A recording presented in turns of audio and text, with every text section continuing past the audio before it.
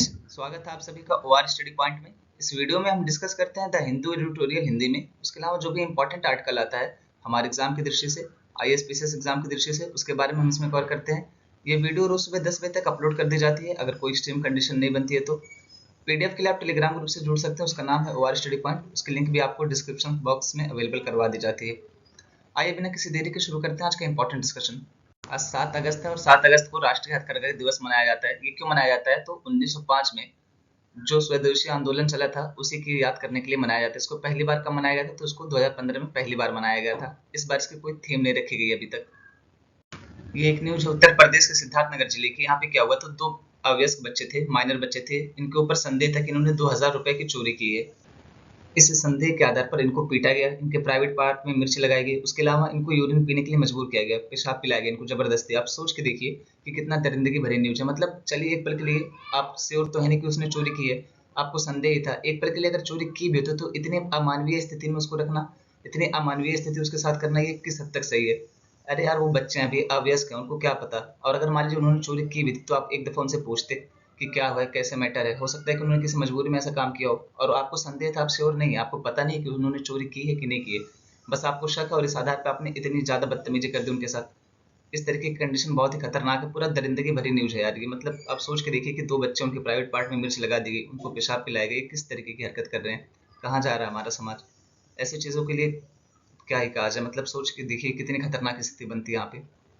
हालांकि इसमें एफआईआर दायर कर ली गई और 8 में से 6 लोगों को पुलिस ने पकड़ भी लिया है। बाकी के 2 लोग फरार हैं। लेकिन अब इन सारी चीज़ों का मतलब क्या? जिनके साथ ये चीज़ हुई है वो सारी ज़िंदगी इस चीज़ से निकल नहीं पाएंगे। उनके दिमाग में ये चीज़ें छप चुकी होंगी। अब सारी ज़िंदगी वो इस चीज़ को लेकर झेलते रहेंगे बेचारे बच्चे, और वो भी अवयस्क थे। अरे यार, अगर ऐसी कोई कंडीशन बनती है तो पहले आप एक दफ़ा खुद पूछिए। अगर आपको लगता भी है कि वो बच्चे झूठ बोल रहे हैं, जो भी इंसान वो झूठ बोल रहा है, तो आप पुलिस से वेरीफाई कराइए। और अगर बच्चे हैं तो उनकी स्थिति में आप पुलिस से ये कह दीजिए कि एफआईआर ना करें, उसको किसी एनजीओ में भेज दें। अगर मान लीजिए बच्चे किसी मजबूरी में नहीं कर रहे थे, लत की वजह से कर रहे थे या नशे की लत में थे, तो आप क्या करते कि पुलिस से संपर्क करते, उनको बोलते कि एफआईआर ना करें, किसी एनजीओ में उनको बच्चों को भिजवा दिया जाए, बाल सुधार गृह में भिजवा दिया जाए, ताकि उनकी ज़िंदगी में सुधार आ सके। हो सकता है कि आपका ये स्टेप उनकी पूरी ज़िंदगी बदल देता, और अब आपने जो किया है वो भी पूरी ज़िंदगी बदलेगा उनकी, लेकिन नेगेटिव सेंस में। ऐसे ही होता है कि बच्चों के साथ बदतमीजी होती है, फिर वो बड़े होकर के और बड़े गैंगस्टर बनते हैं। फिर यही होता है कि समाज ने सपोर्ट नहीं किया। अब आपकी हरकत की वजह से वो सारे समाज को गलत समझेगा, और वो भी आपको संदेह था कि 2000 चोरी की गई है। ये आप श्योर नहीं थे कि 2000 चोरी हुई है। अब यहाँ पे क्या है, ये पीपल यानी पब्लिक थी, वो पूरी, कहते हैं ना भीड़ का कोई चेहरा नहीं होता। भीड़ क्या करती है कि उसको जो सुनाई देता है उसी पे यकीन कर लेते हैं, तुरंत पीटना शुरू। अगर कोई फालतू में भी कह देना कि सामने वाला चोर है तो उसको पीटना शुरू। ये भी नहीं देखेंगे कि चोर है क्या, चोरी किया है, सही है कि नहीं है, बस किसी ने कह दिया शुरू हो गया तुरंत। ऐसी चीज़ों से बचना चाहिए। अगर मान लीजिए आपके साथ कभी ऐसी घटना होती भी है ना, तो बच्चों से यार आप पूछिए एक दफ़ा कि अगर उन्होंने कोई चोरी की है तो उसके पीछे की क्या वजह रही है। और अगर मान लीजिए आपको लगता है कि वो झूठ बोल रहा है, वो नशे की लत में है और कोई कंडीशन है, तो आप पुलिस से वेरीफाई कराइए। उनको बोले कि किसी एनजीओ को दे दे बच्चों को, ताकि वो लोग इनको सुधार सकें, इनका जीवन अच्छा हो सके। ये न्यूज़ है ज्ञानव्यापी मस्जिद के बारे में। तो यहाँ पे बात की जा रही है कि जो ज्ञानव्यापी मस्जिद में सर्वे चल रहा है, यहाँ पे जो ASI archaeological survey of India की टीम गई हुई है, इसने ये कहा कि किसी भी समुदाय के द्वारा अगर किसी भी तरीके की गलत अफवाह फैलाई जाती है तो हम लोग इस सर्वे को छोड़ देंगे, ये सर्वे कंडक्ट नहीं कराएंगे। और इस टीम को आईआईटी कानपुर की अर्थ साइंस की टीम ने भी ज्वाइन किया है, यानी कि पृथ्वी विज्ञान विभाग की एक टीम ने भी इस सर्वे को ज्वाइन किया है। अब देखिए यहाँ पे ये इतना संवेदनशील मुद्दा है ना कि इसके बारे में एडिटोरियल आएगा, चाहे आज है चाहे एक हफ्ते बाद है।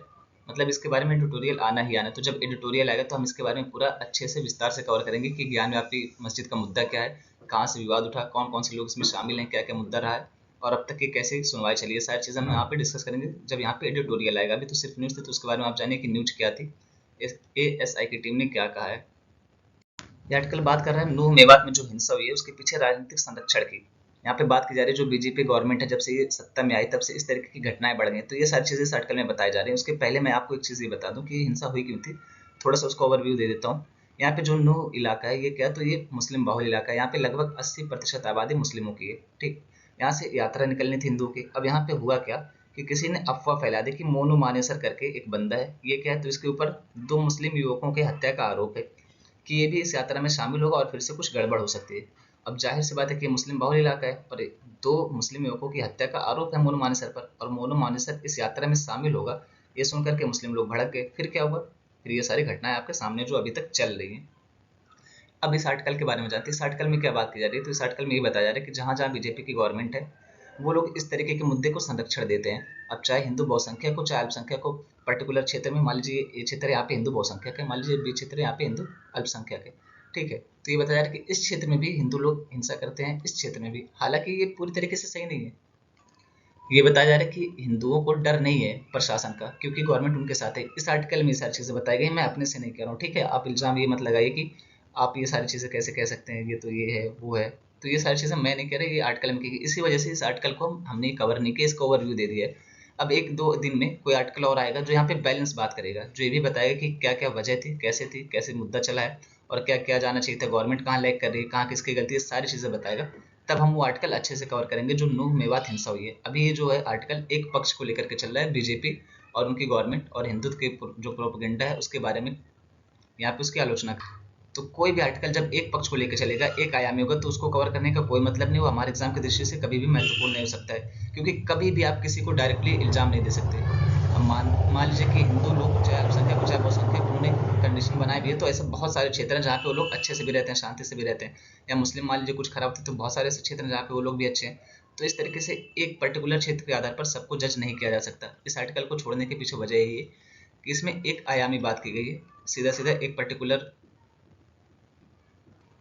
समुदाय और यहाँ पे राजनीतिक पार्टी का नाम लेकर के हमला किया गया। तो इस वजह से इस आर्टिकल को यहीं पे छोड़ दिया जाएगा। जब अगले दिन या 2-3 दिन में या नेक्स्ट वीक में कोई आर्टिकल आएगा जो बैलेंस होगा, जो संतुलित होगा, उसके बारे में हम बात करेंगे यहाँ पे। ये आर्टिकल हम सब के लिए बहुत इंपॉर्टेंट है। क्यों? पहला तो ये इंपॉर्टेंट पॉइंट ये है कि इसको WHO बता रहा है, दूसरा ये बच्चों के बारे में, तीसरा ये स्वास्थ्य से जुड़ा, और चौथा मान लीजिए एग्जाम की दृष्टि से इंपॉर्टेंट ना भी हो तो हमारी लाइफ की दृष्टि से बहुत इंपॉर्टेंट है, क्योंकि बच्चे आप सबके घर में, हम सबके घर में, और अगर नहीं भी हो तो यार दोस्त के घर में, और अगर नहीं हो तो ये हमारे लिए भी इंपॉर्टेंट है कि हम जानकारी रखें। देखिए यहाँ पे ये बताया जा रहा है WHO के द्वारा, जो खाने से जुड़ा एड मार्केट है, यानी खाद्य पदार्थों से जुड़ी जो विज्ञापन की बाजार है, वो बहुत निगेटिव इम्पैक्ट डाल रही है बच्चों के ऊपर। तो उसको नियमित करना चाहिए। जैसे आप देखेंगे ना, बहुत सारे प्रोडक्ट ऐसे हैं जिसका प्रचार आता है बच्चों को लुभाने के लिए, प्रभावित करने के लिए। किसी चॉकलेट का आएगा, किसी और चीज़ का आएगा, यहाँ पे किसी ऑयल का आएगा, किसी पाउडर का आएगा। तो वो सारी चीज़ें यहाँ पे बात की जा रही है कि जो खाने पीने की चीज़ें हो गई। जैसे आप देखेंगे बच्चों को क्या होता है, चिप्स का पैकेट पकड़ा दिए, कुरकुरे का पैकेट पकड़ा दिए। उसके अलावा हम लोग खुद भी क्या करते हैं, पिज्जा बर्गर खाने चले जाते हैं। इसी तरीके से बच्चों के साथ भी हम ट्रीट करते हैं। तो इसी के बारे में आर्टिकल बात कर रही है कि कितना खतरनाक हो सकता है बच्चों के लिए। तो आइए देखते हैं इसके बारे में। बात की जा रही है विश्व स्वास्थ्य संगठन या WHO ने क्या किया, तो बच्चों को अस्वास्थ्यकर आहार विकल्पों को बढ़ावा देने वाले खाद्य विपणन के हानिकारक प्रभावों से बचाने के लिए नए दिशा निर्देश जारी किए हैं। विपणन का क्या मतलब होता है? विपणन का मतलब होता है व्यापार या क्रय विक्रय। और यहाँ पे अस्वस्थकर यानी अनहेल्दी, जो हमारे शरीर के लिए, जो हमारे स्वास्थ्य के लिए सही नहीं हो, उसके बारे में बात की जा रही है। तो ऐसे विपणन यानी ऐसे व्यापार जो खाने से जुड़े हों और बच्चों के स्वास्थ्य पर नेगेटिव इम्पैक्ट डालते हो, नकारात्मक प्रभाव डालते हो, उसके बारे में क्या हुआ, तो WHO ने नए दिशा निर्देश जारी किए कि इसको कैसे लेकर के चलना है। अब इस दिशा निर्देश में क्या कहा गया है, तो दिशा निर्देश में ये कहा गया कि उन खाद्य पदार्थों और गैर एल्कोहल पेय पदार्थों के विपणन से बच्चों को बचाया जाए जिसमें क्या होता है, तो संतृप्त फैटी एसिड होता है, उसके अलावा ट्रांस फैटी एसिड होता है, उसके अलावा मुक्त शर्करा या अत्यधिक नमक होता है। तो इन सारी चीज़ों से बच्चों को बचाया जाए, ऐसे खाद्य पदार्थों से बच्चों को दूर रखा जाए, नहीं तो बच्चे के स्वास्थ्य पर बहुत नेगेटिव इम्पैक्ट पड़ेगा, बच्चे के स्वास्थ्य पर बहुत नकारात्मक प्रभाव पड़ेगा। और ये अंततः क्या होता है कि बच्चे को मंदबुद्धि बनाएगा, उसको कुपोषण का शिकार रखेगा, बचपन में उसको मोटापा हो जाएगा, इस तरीके की बहुत सारी समस्याएं निकल करके आएंगी। और फिर क्या होगा, आप बार बार बच्चे को लेकर हॉस्पिटल दौड़ेंगे। ये चीज़ आप नोटिस भी कर रहे होंगे कि आज के ज़माने में हुआ क्या, जैसे ही पता चलता है कि प्रेग्नेंट है, उसी दिन से उनकी दवा शुरू हो जाती है, उसी दिन से उनका ट्रीटमेंट शुरू हो जाता है। उसके बाद कई बार ऐसा होता है कि बच्चे पैदा भी होते हैं तो स्वस्थ नहीं रहते हैं, बहुत सारी प्रॉब्लम देखने को मिलती है, कभी सांस लेने में प्रॉब्लम, कभी झटका उनको आता है। इस तरीके की चीज़ें होती है कि माँ का जो शरीर होता है ना, वो बच्चे से जुड़ा होता है। तो जो माँ के ऊपर नेगेटिव इम्पैक्ट पड़ता है तो बच्चे के ऊपर भी पड़ता है। इसलिए पैदा होते ही बच्चे को भी बहुत सारे नेगेटिव इम्पैक्ट देखने को मिल जाते हैं। और फिर हम क्या करते हैं, हम भी एक से एक बड़े, हम लोग अमीर बनने के चक्कर में, मतलब हम दिखावा करते हैं, चिप्स खिलाएंगे ना तो बच्चा अमीर है। हाँ, हमारे माइंडसेट जो है वो सोच करके देखिए कि चिप्स खिलाना हम अमीरी का एक सूचक समझते हैं, कुरकुरे खिलाना हम क्या समझते हैं कि हाँ ये यार अमीरों की आदत है। अब सोच को देखिए ना हमारी, जब तक सोच नहीं बदलेगी तब तक कुछ भी नहीं बदलेगा। तो कुछ भी बदलना उसके लिए पहले सोच बदलिए। अब यहाँ पे ये सोच बदलनी चाहिए कि चिप्स और कुरकुरे, पिज्जा, बर्गर, ये सारी चीज़ें अमीर लोग खाते हैं, क्योंकि इसका स्वास्थ्य पर इतना ज़्यादा नकारात्मक प्रभाव पड़ता है कि आप सोच नहीं सकते। अगला बिंदु WHO ने क्या किया, तो WHO ने क्या कहा कि जो दिशा निर्देश इसने जारी किए, इसी के आधार पर देशों को नीतियां बनानी चाहिए, इसको लागू करने का प्रयास करना चाहिए। उसके अलावा HFSS, अब इसका पूरा नाम क्या है, तो HFSS का पूरा नाम है high in saturated fat, salt and sugar. इसको हिंदी में क्या कहते हैं, तो इसको हिंदी में कहते हैं फैट, सॉल्ट और शुगर की अधिक मात्रा, जो यहाँ पे ये बात की जा रही है, संतृप्त fatty acid, trans fatty acid, मुक्त शर्करा और या नमक, इसी के बारे में यहाँ पे बात की जा रही है। इसका शॉर्ट फॉर्म है HFSS। और गैर एल्कोहल पेय पदार्थों के विपणन यानी कि व्यापार के अनिवार्य विनियमन की सिफारिश की डब्ल्यूएचओ ने। उसके अलावा ये कहा है डब्ल्यूएचओ ने कि जो HFSS है इसको परिभाषित भी करना चाहिए कि इसके अंतर्गत कौन कौन से फूड को रखा जाएगा, कौन कौन से खाद्य पदार्थों को रखा जाएगा। अब हम यहाँ पे देखते हैं कि दिशा निर्देशों की आवश्यकता क्यों पड़ी, ऐसी क्या वजह बन गई थी कि डब्ल्यूएचओ को दिशा निर्देश लेकर के आना पड़ा। तो यहाँ पे बात की जा रही है कि centre for science and environment करके एक दिल्ली का थिंक टैंक है, ये क्या कर रहा था 2017 में इसने भोजन और एनसीडी क्या होता है, नॉन कम्युनिकेबल डिजीज, इसको हिंदी में कहते हैं गैर संचारी रोग। गैर संचारी रोग से क्या मतलब है, ऐसे रोग जो संपर्क में आने की वजह से नहीं फैलते, जैसे बीपी हो गया, हार्ट प्रॉब्लम होगी। तो ये सारे ऐसे रोग हैं कि ऐसा नहीं कि सामने वाले को आप उसके साथ बैठे उसके बाद आप उठ रहे हैं तो आपको भी हार्ट प्रॉब्लम होगी, तो इसी को गैर संचारी रोग कहा जाता है। तो यहाँ पे भोजन और गैर संचारी रोग के बीच क्या संबंध है, इसी को जानने के लिए centre for science and environment ने 2017 में अपने आहार को जाने नाम से एक सर्वेक्षण कराया था। अब इस सर्वेक्षण में क्या बातें निकल करके आई थी, तो अधिकांश स्कूली बच्चे संतुलित आहार नहीं ले रहे थे, ये बात निकल करके आई। दूसरे क्या बताया था इसने कि बच्चों में अनाज, सब्जियां और बाजरा खाने की आवृत्ति कम है। उसके अलावा पैकेज्ड फूड जो होते हैं, पैकेज्ड भोजन जो होते हैं उसको बच्चे अधिक पसंद करते हैं, और जो अनपैकेज्ड फूड होते हैं उसके बच्चे कम पसंद करते हैं। ये सारी चीजें यहाँ पे निकल करके आई थी। तो ये था जिसके बेस पे डब्ल्यूएचओ ने ये दिशा निर्देश लाया है। अब हम देखते हैं कि जो ये दिशा निर्देश आए हैं इसके पीछे का उद्देश्य क्या है। अच्छा, आप खुद सोच के देखना कि उद्देश्य क्या हो सकता है। जाहिर सी बात है कि जिसके बारे में दिशा निर्देश जारी किए गए हैं वो बच्चों पर नकारात्मक प्रभाव डाल रहा है। तो जब नकारात्मक प्रभाव डाल रहा है उसी को सुधारने के लिए उसी से जुड़ा ये उद्देश्य होगा उसका कि भाई ये सही हो जाए, जिसका व्यापार उसको विनियमित किया जाए, ये इसका उद्देश्य है। बस सीधी सी बात है। इसके प्रमुख उद्देश्य हम देखते हैं। पहला पॉइंट इसमें क्या है, तो सभी बच्चों को खाद्य विपणन के हानिकारक प्रभाव से बचाने के लिए जो भी इसके सदस्य राज्य हैं किसके, डब्ल्यूएचओ के, इसको क्या करना है, तो नीतियों पर सिफारिशें और कुछ प्रमुख कार्यान्वयन पर विचार प्रदान करना। यानी अगर आप अपने देश के लेवल पर कोई नीति बना रहे हैं तो डब्ल्यूएचओ क्या करेगा, उसको मॉडिफाई करेगा। डब्ल्यूएचओ बताएगा कि इसमें ये चीज़ जोड़ी जानी चाहिए थी या इसको जोड़ा जा सकता है, इस तरीके से डब्ल्यूएचओ आपकी हेल्प करेगा। अगला महत्वपूर्ण बिंदु क्या है, तो बच्चों के संपर्क में आने वाले खाद्य विपणन को प्रतिबंधित करने के लिए नीतिगत कार्रवाई को आगे बढ़ाने के लिए साक्ष्य सूचित वकालत को सक्षम करना। अगला महत्वपूर्ण बिंदु है खाद्य विपणन को प्रतिबंधित करने के लिए नीतिगत कार्रवाई के लिए साक्ष्य आधार को और मजबूत करने के लिए भविष्य के शोध का मार्गदर्शन करना जिससे बच्चे प्रभावित होते हैं, और ऐसे खाद्य वातावरण के निर्माण में योगदान करना जो बच्चों में स्वस्थ आहार प्रथाओं को सक्षम बनाए। यानी यहाँ पे डब्ल्यूएचओ क्या कह रहे हैं, इसका उद्देश्य क्या है, तो पहला तो ये कि अगर आप अपने स्तर पर, आप अपने राष्ट्र के स्तर पर कोई नीति बना रहे हैं तो उसमें आपकी सहायता करेगा। उसके अलावा यहाँ पे साक्ष्य इकट्ठा करेगा कि ये कितना नेगेटिव इंपैक्ट डालते हैं। उसके अलावा यहाँ पे क्या करेगा, तो इस फील्ड में रिसर्च कंडक्ट कराएगा, रिसर्च पे भी आपकी सहायता करेगा। उसके अलावा क्या करेगा, तो जो बच्चों के स्वास्थ्य पर नकारात्मक प्रभाव डालते हैं ऐसे खाद्य पदार्थों को बाहर निकाला जाए और स्वस्थ खाद्य पदार्थों को ऐड किया जाए, इसके लिए वातावरण भी बनाएगा डब्ल्यूएचओ। इसमें सिफारिश क्या की गई कि जो आप नीति बनाएंगे उसमें क्या क्या जोड़ा जाना चाहिए, क्या क्या हो सकता है, अच्छे पॉइंट क्या क्या हो सकते हैं, तो उसके बारे में बात करते हैं। इसमें पहला पॉइंट है व्यापक अनिवार्य नीतियों को लागू करना। इसके लिए क्या बताएगा कि जो गैर एल्कोहल पेय पदार्थ हैं और जो खाद्य पदार्थ उनमें क्या किया जाना चाहिए, तो जो संतृप्त फैटी एसिड होता है, ट्रांस फैटी एसिड होता है, मुक्त शर्करा होता है और नमक की मात्रा जो अत्यधिक होती है उसको रोका जाना चाहिए। ऐसे खाद्य पदार्थों को बच्चों से दूर रखना चाहिए। अगला इंपॉर्टेंट पॉइंट है अस्वास्थ्यकर खाद्य पदार्थों के विपणन को प्रतिबंधित करना। इसमें क्या बताया जा रहा है कि बच्चों के लिए विशिष्ट अस्वास्थ्यकर खाद्य पदार्थ अनहेल्दी फूड जो होते हैं श्रेणियों के विपणन को प्रतिबंधित करें, उनके व्यापार को रोकें। उसके अलावा उच्च संतृप्त fatty acid, trans fatty acid, मुक्त शर्करा और नमक की अत्यधिक मात्रा को रोकें। अब यहाँ पे ये शब्द बार बार है कि उच्च संतृप्त fatty acid, trans fatty acid, मुक्त शर्करा, ये सारी चीजें। तो यहाँ पे ये समझिए संतृप्त फैटी एसिड या ट्रांस फैटी एसिड क्या है, तो ये एक वसा का एक प्रकार है जो क्या करता है, तो हमारे हृदय के ऊपर नेगेटिव इंपैक्ट डालता है। यानी अगर इसका हम अत्यधिक सेवन करते हैं, इसका अधिक सेवन करते हैं अधिक मात्रा में, तो क्या करेगा, हृदय की बीमारियां हो जाएंगी, स्ट्रोक आने की संभावना बढ़ जाएगी, हार्ट अटैक आने की संभावना बढ़ जाएगी। ये एक प्रकार की वसा है। अगले बिंदु में बताया जा रहा है कि विभिन्न सेटिंग्स में मार्केटिंग को संबोधित करें। अब इसमें क्या बताया जा रहा है कि उन स्थानों पर खाद्य मार्केटिंग को संबोधित करें जहां बच्चे इकट्ठा होते हैं, जैसे क्या हो गया, स्कूल हो गया, खेल हो गया, पार्क हो गया। उसके अलावा क्या होता है कि बच्चों को टेलीविजन देखने के समय आप ऐसे ऐड चलाएं कि बच्चे इससे दूर रहें। इस तरीके से चेतावनी वाले, जागरूकता वाले ऐड उस समय चला सकते हैं जब बच्चे टीवी देखते हों। उसके अलावा क्या कर सकते हैं, तो युवाओं के बीच लोकप्रिय डिजिटल स्थानों और बच्चों और किशोरों को लक्षित करने वाली पत्रिकाओं में मार्केटिंग को विनियमित करें। अब आप देखें कुछ ऐसी मैगजीन्स होते हैं जिसको लोग बहुत पढ़ते हैं, तो उसमें भी इस तरीके के ऐड दिए जा सकते हैं। उसके अलावा आप जैसे आप देखेंगे जो यूट्यूब चैनल होते हैं, जो बड़े बड़े यूट्यूबर है, उनके यहाँ पे जो ऐड चलाया जाता है ना, उसमें भी इस तरीके से चला देना चाहिए कि जो खाद्य पदार्थ है इसका बच्चों पर कितना नेगेटिव इंपैक्ट पड़ता है, किन खाद्य पदार्थों से दूर रहना है, किसको खाना है, इस तरीके के ऐड चला देना चाहिए। जबकि होता क्या है आज के समय में, कुछ तो ऐसे ऐसे ऐड देते हैं कि मतलब आप सोचिए कि अगर किसी के सामने बैठे हैं तो आपको जलील होना पड़े, आपको बेइज्जती फील होगी, आपको अपमान होगा कि यार ये किस तरीके के ऐड दिए जा रहे हैं। अब इस तरीके के ऐड नहीं चलाए जाएंगे, वहाँ पे खाद्य पदार्थों से जुड़े ऐड चलाए जाए कि कौन सा सही है कौन सा गलत है। स्वास्थ्य से जुड़े ऐड नहीं चलाए जाएंगे, उल्टे सीधे ऐड दे दिए जाएंगे। तो वहाँ पे वही बात की जा रही है कि कुछ ऐसे जो डिजिटल प्लेटफॉर्म है युवाओं के बीच जो लोकप्रिय है, जैसे इंस्टाग्राम हो गया, यूट्यूब हो गया, तो यहाँ पे क्या किया जाना चाहिए, इस तरीके के ऐड चलाए जाने चाहिए। अगला महत्वपूर्ण बिंदु है कि देश के संदर्भ पर विचार करें, यानी यहाँ पे ये बताया जा रहा है कि नीतियां बनाते समय क्या करना है। तो देश की पोषण स्थिति, सांस्कृतिक संदर्भ, स्थानीय रूप से उपलब्ध खाद्य पदार्थ, आहार संबंधी रीति रिवाज, उसके अलावा उपलब्ध संसाधन और क्षमताएं और मौजूदा शासन संरचनाओं को ध्यान में रखें। देखिए इस पॉइंट में ये बताने की बात की जा रही है, जैसे आप यूरोप को देखिए और वहीं पे सऊदी अरेबिया को देखिए, दोनों के लिए एक ही नीति नहीं हो सकती ना। यूरोप में ठंड पड़ती है जबकि सऊदी अरेबिया में आप देखेंगे इतनी गर्मी रहती है, तो दोनों के लिए एक ही नीति कैसे काम करेगी। उसके अलावा जहाँ पे हम रहते हैं उसी के हिसाब से हमारी बॉडी जो होती है, हमारे शरीर जो होती है वो अनुकूलित हो जाती है।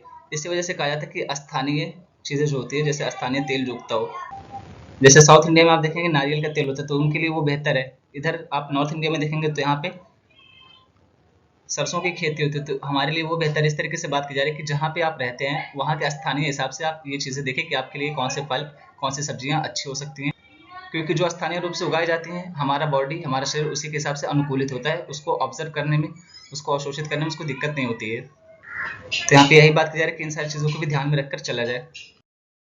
बिंदु पोषक तत्व प्रोफाइल मॉडल का उपयोग करें, यानी कौन से खाद्य पदार्थ स्वास्थ्यकर हैं, कौन से अस्वास्थ्यकर, कौन से हेल्दी हैं, कौन से अनहेल्दी। इसके लिए क्या करना है, तो पोषक तत्वों की मात्रा पर इसको वर्गीकरण किया जाए, इसको श्रेणी में रखा जाए कि कौन से कितने स्वस्थकर हैं, कौन से कितने नुकसानदायक है, किसके आधार पर, पोषक तत्वों के आधार पर। अगला बिंदु मार्केटिंग के माइग्रेशन या प्रवासन को कम करें। तो ऐसी नीति डिजाइन करें जो विभिन्न चैनलों या सेटिंग के में मार्केटिंग के माइग्रेशन को या प्रवासन को कम करने के लिए पर्याप्त व्यापक हों।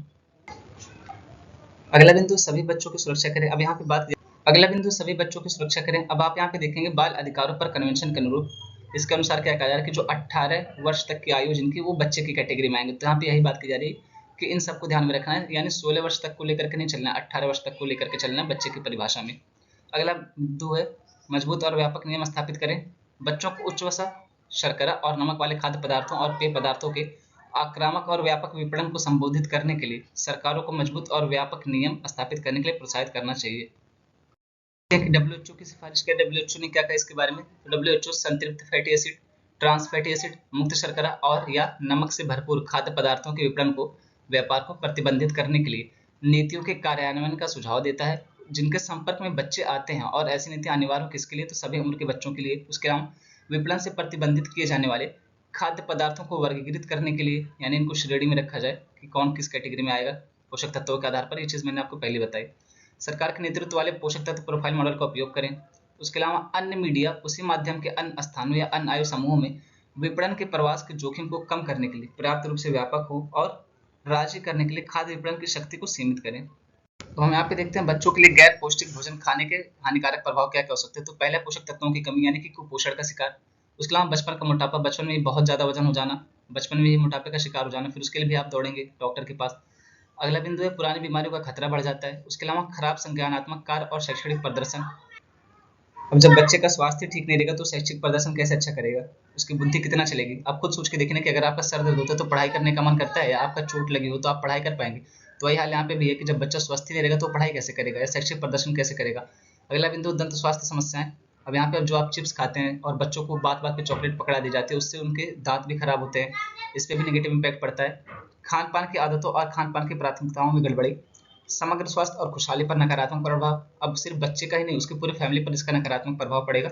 जब बच्चा स्वस्थ नहीं रहेगा, लोग उसको लेकर परेशान रहेंगे, हमेशा डॉक्टर के पास जाएंगे, तो उसका पूरा परिवार डिस्टर्ब रहेगा, सारे लोग डिस्टर्ब रहेंगे, वो कहाँ से खुशहाल मौसम दे पाएंगे उसको।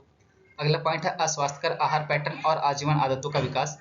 पोषक तत्वों से भरपूर खाद्य पदार्थों का सेवन कम करना। उसके अलावा भावनात्मक और मनोवैज्ञानिक प्रभाव, ये सारे ऐसे प्रभाव हैं जो सिर्फ इस वजह से होंगे कि बच्चे को स्वस्थ भोजन नहीं मिल रहा है। अब हम देखते हैं बाल अधिकारों पर संयुक्त राष्ट्र कन्वेंशन। ये 1989 में लाया गया था, किसके द्वारा, तो संयुक्त राष्ट्र महासभा द्वारा अपनाया गया था। इसमें क्या कहा गया कि 18 वर्ष की उम्र तक जो भी लोग हैं उनको बच्चे के रूप में परिभाषित किया गया है। यह प्रत्येक बच्चे के नागरिक, राजनीतिक, आर्थिक, सामाजिक और सांस्कृतिक अधिकारों को निर्धारित करता है, चाहे उनकी जाति, धर्म या क्षमता कुछ भी हो, यानी चाहे वो किसी भी धर्म, जाति, समुदाय का हो। उसके अलावा चाहे वो डिसेबल हो, चाहे वो नॉर्मल हो, चाहे वो मेंटली डिस्टर्ब हो, किसी भी तरीके का बच्चा हो, तो उसके अधिकारों के बारे में बात करता है। और सिर्फ राजनीतिक अधिकार, राजनीतिक, आर्थिक, उसके अलावा सामाजिक, सांस्कृतिक के सारे अधिकारों की रक्षा करता है। इसमें अधिकार शामिल हैं जैसे कि कौन कौन से, तो शिक्षा का अधिकार, आराम और अवकाश का अधिकार, बलात्कार और यौन शोषण सहित मानसिक या शारीरिक शोषण से सुरक्षा का अधिकार। यह दुनिया की सबसे व्यापक रूप से अनुमोदित मानवाधिकार संधि है। भारत ने इसको कब अनुमोदित किया था, तो 1992 में इसको भारत ने अनुमोदित कर दिया था। ये आर्टिकल बात कर रहे हैं वेस्ट बंगाल द्वारा अभी राज्य में क्या किया जाएगा, तो मैंग्रोव सेल बनाया जाएगा। इसको हालांकि मैंने पहले वन लाइनर में कवर किया था, लेकिन अब हम यहाँ पे इसके बारे में व्यापक रूप से देखेंगे, विस्तार रूप से देखेंगे। यहाँ पे बात की जा रही है पश्चिम बंगाल में भारत के मैंग्रोव वन का कितना, तो 40% पाया जाता है। अब पश्चिम बंगाल क्या कर रहा है, तो राज्य में एक मैंग्रोव सेल की स्थापना कर रहा है। अब हम यहाँ पे देखते हैं मैंग्रोव वन या कच्छ वनस्पति इसको हिंदी में कहते हैं। हालांकि इसका मैंग्रोव नाम ज्यादा प्रचलित है, तो आप हिंदी में मैंग्रोव ऐसे लिखेंगे तो भी चल जाएगा, बल्कि मेरी सलाह है कि आप इसी तरीके से लिखिए इसको, क्योंकि कम ही लोग जानते हैं कच्छ। यहाँ पे आप मैंग्रोव लिखेंगे तो चल जाएगा।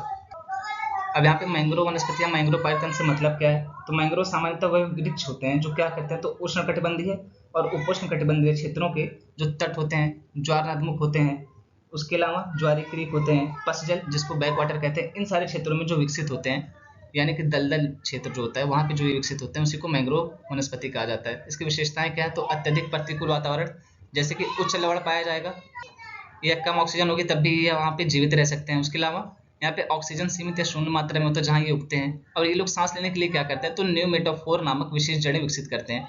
यानी इनको सांस लेने के लिए कौन सी जड़ें यूज होती हैं, तो न्यूमेटाफोर। चरम स्थितियों में उत्तरजीविता, स्थिति में उत्तरजीविता, तो अपनी जड़ें पानी में डूबे रहने के कारण ये क्या करते हैं, तो मैंग्रोव के पेड़ गर्म कीचड़युक्त लवणीय परिस्थितियों में पनपते हैं, जो अधिकांश पौधों को जल्दी से मार देते हैं। यानी ऐसे वातावरण जो होते हैं, अधिकांश पौधे यहाँ पे पनप नहीं पाते हैं जहाँ पे ये मैंग्रोव पौधे पनपते हैं, जैसे कि कीचड़युक्त वातावरण हो गया, उसके अलावा लवणीय वातावरण हो गया, उसके अलावा अत्यधिक गर्म वातावरण हो गया। तो इन सारे क्षेत्रों में जहाँ सामान्यतः पौधे उग नहीं पाते वहाँ पे मैंग्रोव आसानी से रह लेता है। बात करते हैं इसके महत्व के बारे में, जो मैंग्रोव वनस्पति होती है उसका महत्व क्या है, तो तटीय पारिस्थितिकी तंत्र में क्या करते हैं, विभिन्न कार्बनिक पदार्थों को, उसके अलावा रासायनिक तत्वों और महत्वपूर्ण पोषक तत्वों का जाल बिछाते हैं, जिससे क्या होता है यहाँ पे बहुत सारी प्रजातियां पनपती हैं, बहुत सारी प्रजातियों को संरक्षण मिलता है। अगला इंपॉर्टेंट पॉइंट है समुद्री जीवों के लिए बुनियादी खाद्य श्रृंखला संसाधनों में से एक का निर्माण करते हैं। अगला पॉइंट है समुद्री जीवों की एक विस्तृत विविधता के लिए भौतिक आवास और नर्सरी मैदान प्रदान करते हैं। इसका मतलब क्या है कि जो प्राकृतिक शरण स्थल, इसको आप कह सकते हैं, यहाँ पे जीवों के लिए प्राकृतिक शरण स्थल ये उपलब्ध करवाते हैं। अब यहाँ पे एक फैक्ट है, आप उसको नोट कर लीजिए, ध्यान से सुनिएगा। जो पिचवरम वन है ना, वहाँ पे झींगे की 30, उसके अलावा केकड़े की 30, उसके अलावा मोलस्क की 20 तथा मछली की 200 प्रजातियां पाई जाती हैं। ये मैंग्रोव क्षेत्र है पिचवरम वन।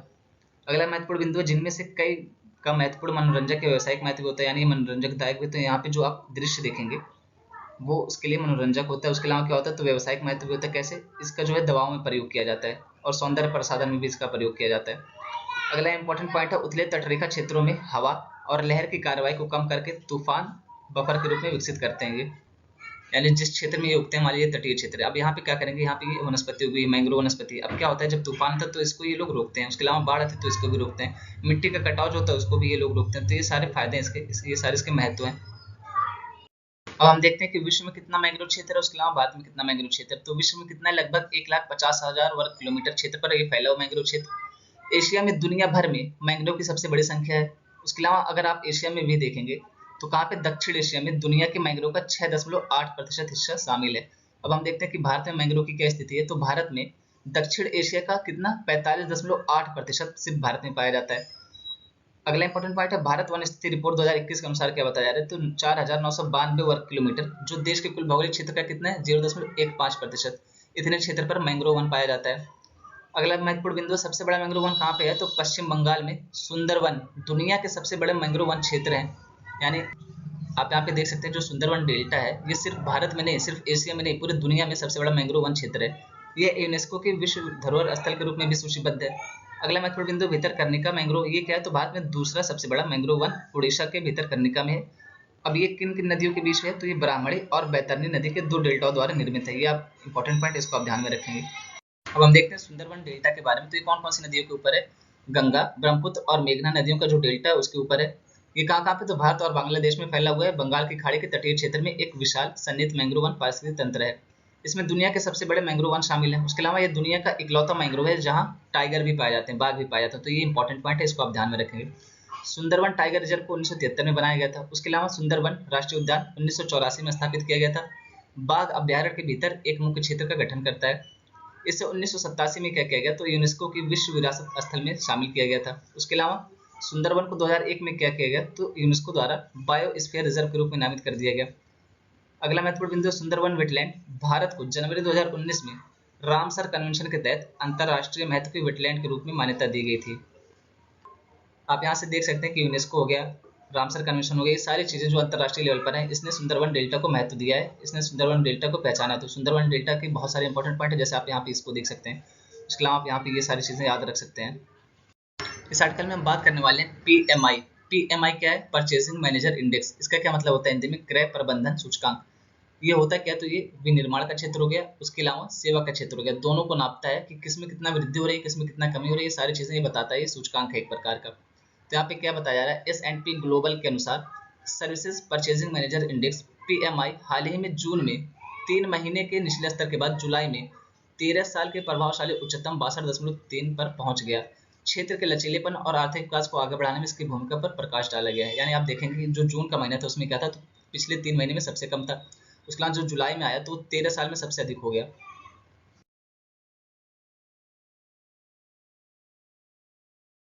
क्रय प्रबंधक सूचकांक के बारे में। इसकी गणना कैसे की जाती है? तो इसकी गणना 0 से 100 तक की संख्या द्वारा की जाती है। 50 से ऊपर का क्या मतलब होता है? 50 से ऊपर का मतलब है कि विस्तार हो रहा है, यानी 50 के ऊपर अगर आप नंबर ला रहे हैं 51, 52, 53, तो क्या हो रहा है कि आपका सुधार हो रहा है, अच्छा चल रहा है। उसके अलावा 50 के नीचे जो आता है तो वो क्या दर्शाता है कि आप खराब स्थिति में, यहाँ पे कमी हो रही है, गिरावट हो रही है, संकुचन हो रहा है अर्थव्यवस्था में।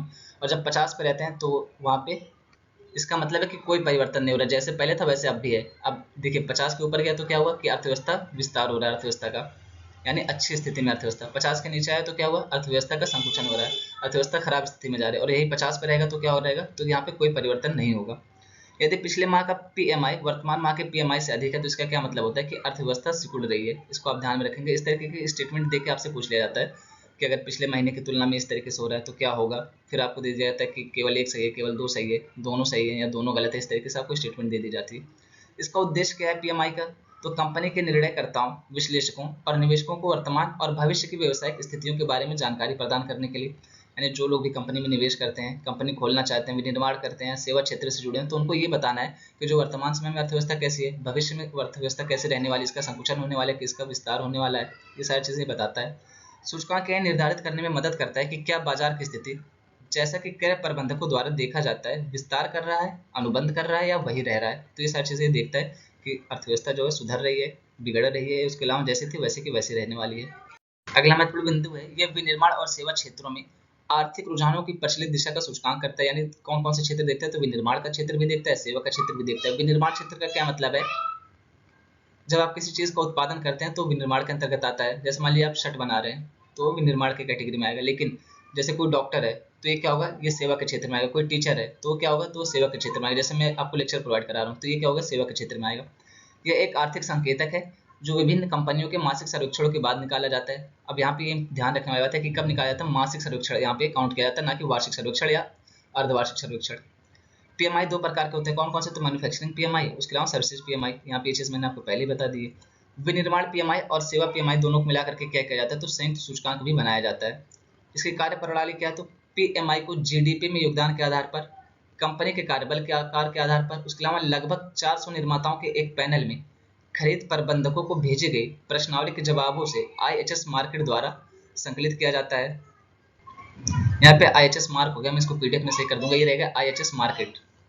यानी इंडेक्स क्या देखता है कि जीडीपी में कितना योगदान हो रहा है, सेवा क्षेत्र का कितना योगदान हो रहा है, निर्माण क्षेत्र का, उसके अलावा कंपनी में कितना कार्यबल है। ऐसे 400 लोगों को ये काउंट करता है, उनसे प्रश्न पूछता है, उसके आधार पर ये काम करता है, उसके आधार पर ये बताता है। सर्वे के जवाब हर महीने की दूसरी छमाही में एकत्र किए जाते हैं और पिछले महीने की तुलना में बदलाव की दिशा का संकेत देते हैं। आईएचएस मार्केट क्या है? तो दुनिया भर की अर्थव्यवस्थाओं को चलाने वाले प्रमुख उद्योगों और बाजारों के लिए सूचना, विश्लेषण और समाधान में करने के लिए लंदन में स्थित एक वैश्विक नेता है। यानी ये कहाँ का है आईएचएस मार्केट? तो ये लंदन का यहाँ पे स्थित एक थिंक टैंक है। ये क्या करता है? तो जो दुनिया भर के प्रमुख उद्योग हो गए, बाजार हो गए, उनके लिए सूचना प्रोवाइड कराता है, उसका विश्लेषण करता है, उनके लिए समाधान देता है। जैसे अब ये इंडेक्स बना रहा है तो इंडेक्स में ये बताया गया कि अर्थव्यवस्था का क्या हाल है, सही है कि खराब है, भविष्य में क्या होने वाली, तो वही चीज़ यहाँ पे ये बताया जा रही है कि ये क्या करता है। अब यहाँ पे सेवा क्षेत्र के कुछ उदाहरण दिए गए। जैसे क्या होगा? तो हेल्थ केयर यानी कि स्वास्थ्य का क्षेत्र हो गया, यहाँ पे शिक्षा का क्षेत्र हो गया, उसके अलावा मीडिया और एंटरटेनमेंट हो गया, उसके अलावा आईटी इंफॉर्मेशन टेक्नोलॉजी हो गई। तो ये सारे सेवा के क्षेत्र के अंतर्गत आते हैं। अब ये जिन इंडिकेटर, जिन संकेतक के ऊपर अपना इंडेक्स तैयार करता है उसको यहाँ पे दिखाएगा। तो इसमें क्या है, देखिए यहाँ पे तो इंग्लिश में दिया गया है, लेकिन यहाँ पे आपको हिंदी में भी प्रोवाइड करा दिया गया है। क्योंकि होता क्या है ना, आप सर्च करके खुद देखिएगा कि जो इस तरीके के डायग्राम्स होते हैं वो हिंदी में अवेलेबल है ही नहीं, वो इंग्लिश में ही अवेलेबल है। तो यहाँ पे ये दिक्कत आती है। हालांकि मैं आपको एक्सप्लेन कर देता हूँ तो आपको समझने में समस्या नहीं होनी चाहिए। यहाँ पे देखिए क्या बताइए कि जो नया आदेश है, न्यू ऑर्डर, उसमें कितना वेटेज दिया गया इसको, तो 30% इसका वेटेज दिया गया यहाँ पे। आउटपुट कितना, तो 25%। रोजगार को कितना वेटेज दिया गया, कितना वजन दिया गया, तो 20%। आपूर्तिकर्ताओं का वितरण समय इसको कितना, तो 15%। उसके अलावा खरीद का स्टॉक 10%। ये पूरा मिला करके आप देखेंगे तो कितना हो जाएगा, 100%। यानी जिन आधार पर ये संकेत अपना तैयार करता है, सूचकांक तैयार करता है, उसके बारे में आपकी बात की गई कि किसका कितना वजन दिया गया है। अब ये कुछ वन लाइनर टाइप के करंट अफेयर्स हैं जो आपसे डायरेक्टली वनडे एग्जाम में स्टेट पीएससी में पूछ लिए जाते हैं। इसमें पहले क्या, हाल ही में पाकिस्तान और अमेरिका के बीच सुरक्षा समझौता हुआ है। अब पाकिस्तान की ऐसी हालत है ना कि इसको हर देश के साथ सुरक्षा समझौता करना पड़ेगा। मतलब ये भारत के साथ बात करने के लिए तैयार हो गया। आप सोच के देखिए कि पहले क्या था, हमारे पीछे नहा धो के पड़ा था। हाथ धो के तो छोड़िए, नहा धो के, अब क्या इसकी हालत होगी कि भारत से बात करने के लिए आतुर है और भारत भाव ही नहीं दे रहा। इतने समय जो भारत की कंडीशन है ना, वो वैश्विक नेता की कंडीशन बनने जा रही है। क्यों? क्योंकि आप देखेंगे रशिया यूक्रेन मुद्दे पे सारे लोग हमारा ही मुंह देख रहे हैं, सारे लोग हमसे रिक्वेस्ट कर रहे हैं कि यार शांत करा दो, कुछ करा दो। यहाँ पे पाकिस्तान भी अब हमसे बात करने की कैटेगरी में आ गए। पाकिस्तान भी चाहता है कि हमसे बातचीत हो और रिश्ते अच्छे तरीके से लेकर के चले जा सके। अगला महत्वपूर्ण बिंदु कि जयंत नाथ DERC, इसका पूरा नाम क्या है, तो दिल्ली इलेक्ट्रिक रेगुलेटरी कमीशन के अंतरिम प्रमुख नियुक्त किए गए हैं। उसके अलावा CHD1L, ये क्या है, तो एक प्रकार का जीन है। CHD1L जीन ये क्या है, अफ्रीकी लोगों में पाया गया एक प्रकार का जीन है। ये क्या करता है, तो एड्स के निवारण में सहायक है। जो HIV वायरस द्वारा एड्स होता है ना, उसके निवारण में ये सहायक है। कौन सा, तो CHD1L जीन। हो सकता है कि आपसे पूछ ले कि ये जीन कौन से रोग के निवारण के लिए काम में आता है, तो यहाँ पे आपको 4-5 ऑप्शन दे दे, एड्स हो गया, TB हो गया, मलेरिया हो गया, इस तरीके से। तो यहाँ पे हो जाएगा एड्स। अगला महत्वपूर्ण बिंदु, यूक्रेन शांति वार्ता कहाँ पे हुई है, ये जिद्दा सऊदी अरेबिया में हुई है। अच्छा, यहाँ पे इंपॉर्टेंट पॉइंट ये है कि रसिया को यहाँ पे इन्वाइट ही नहीं किया गया। जो इनकी वाट लगाया बैठा है यूक्रेन की, उसको इन्वाइट ही नहीं किया गया है। और यहाँ पे सारी बातचीत यहाँ पे चल रही है जिद्दा में, सऊदी अरेबिया में।